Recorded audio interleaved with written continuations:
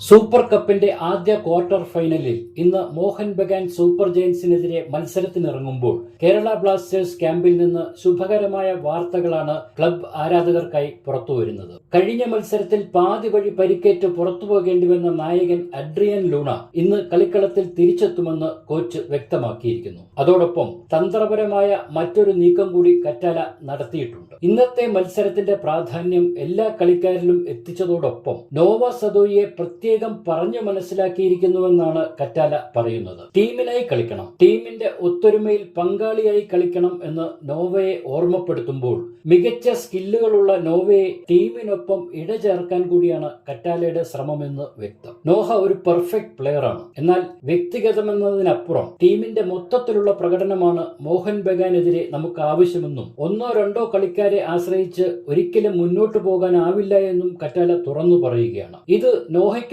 മനസ്സിലായിട്ടുണ്ടെന്ന് അദ്ദേഹം പറയുന്നു. അനാവശ്യ ഷോട്ടുകൾക്ക് മുതിരാതെ ടീം ഗെയിമിലൂടെ ഗോൾ നേടുക എന്നതിന് പ്രാധാന്യമുണ്ടെന്ന് താൻ വിശ്വസിക്കുന്നുവെന്ന് വ്യക്തമാക്കുന്ന കോച്ച് ഇന്നത്തെ മത്സരത്തിൽ ഏറെ വിജയസാധ്യതയും തന്റെ ടീമിന് നൽകുന്നുണ്ട്. ലൂണ, നോവ, ഹിമിനസ്, പെപ്ര എന്നിവർ നയിക്കുന്ന ഈ നിർണായക മത്സരം കൈപ്പിടിയിലൊതുക്കാൻ ഇന്ന് കൊമ്പന്മാർ കൈയും മെയ്യും മറന്ന് പോരാടുമെന്നുള്ളത് ഉറപ്പാണ്.